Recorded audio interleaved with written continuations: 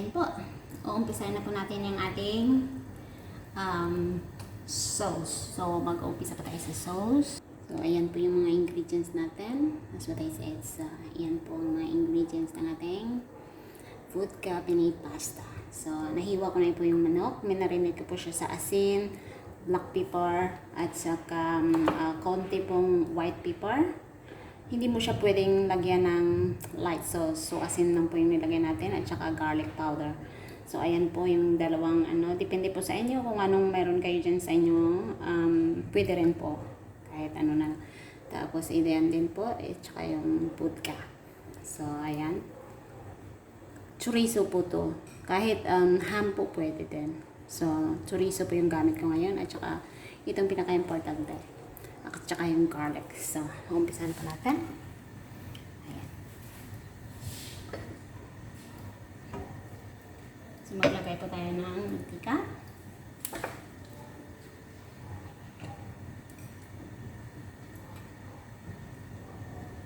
Hindi lang po.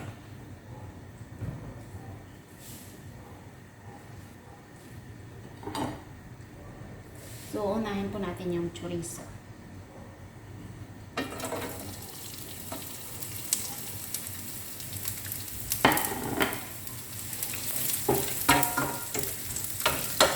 Mabilisan na po ito. Tapos po kunin din natin. So, ayan po. Nag-ano na siya. Kasi chili po siya.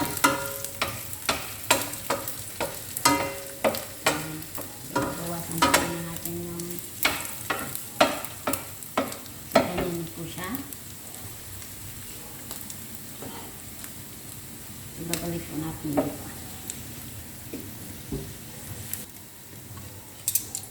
Ilalagay po natin itong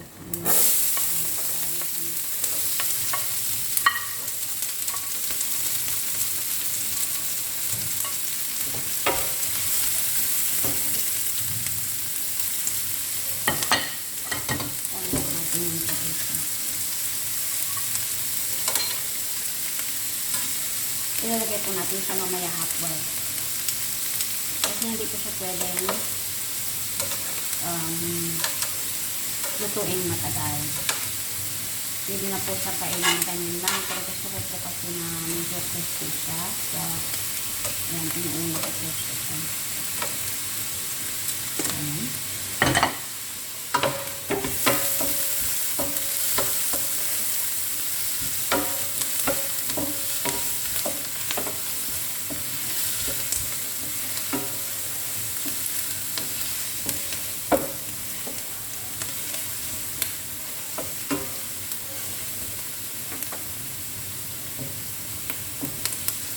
Lakyan na po natin yung soy kasi hindi na po natin siya hihintayin na mag-brown.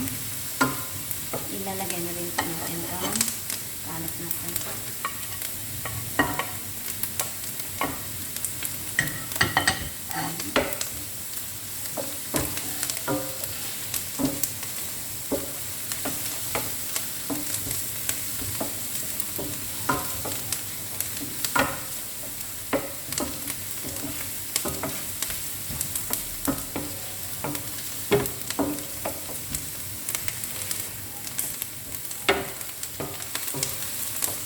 Ayan po, pwede naman ilagay natin yung manok.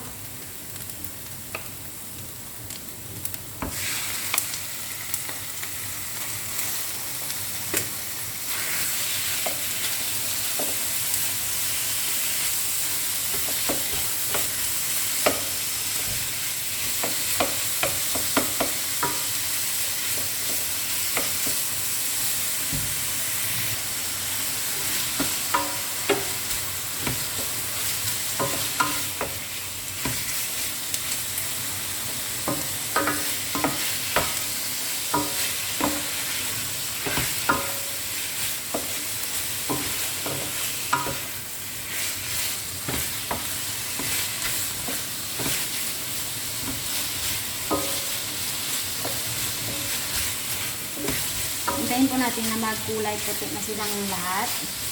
Yung mag-turn yung color. At saka ilalagay rin po natin yung vodka.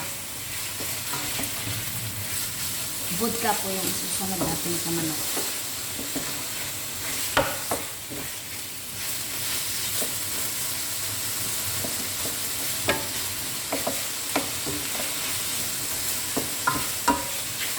dito, huwag niyong i-cover yung pan. Hindi pwede. Kasi lalabas po yung juice ng manok kapag tinakpan natin. So, kailangan po ganyan lang siya. Nakalock po yung juice niya sa loob. Yan po yung pestle and chocolate ko na ano. Kasi kapag tinakpan po natin, yung juice po sa manok ay lalabas na. So, kailangan po yung ganyan siya. As nakikita niyo po, nagtutor na po siya ng kulay. Ano? So, kailangan na po natin lagyan ng vodka. So, maglalagay na po tayo ng vodka natin.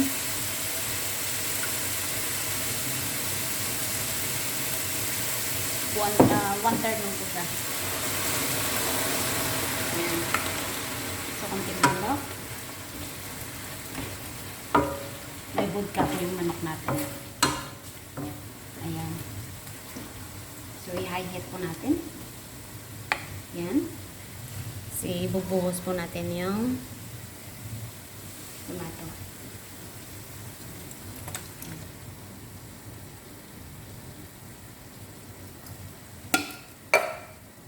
Kunting lalo lang din po.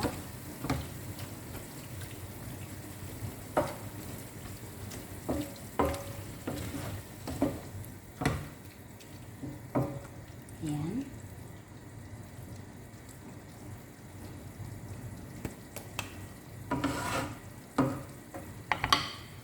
Dadagdagan po natin ng pasata.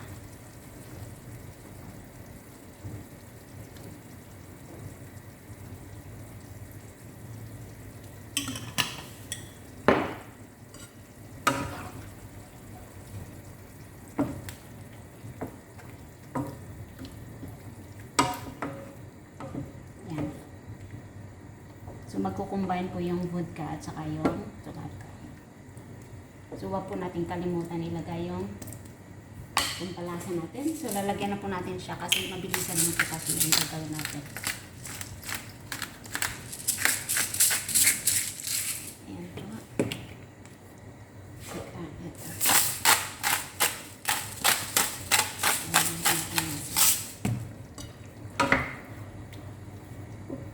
So, ito po tatakpan na po natin ng mga 5 minutes.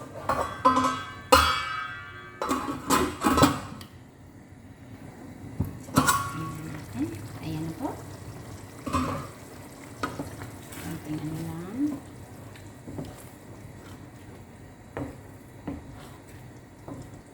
So, ilalagay na po natin yung cream.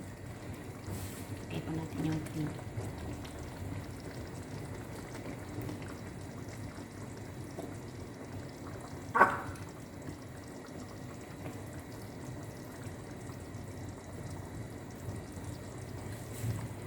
Dadagdagan po natin ng konti. So, check po natin kung ano yung kulay. Okay na po yan siya. Depende po sa inyo kung gaano po karami yung cream na ilalagay nyo. At saka ito na po. Lagyan na natin dito. Ayan. Saka huwag po natin kalimutan ito.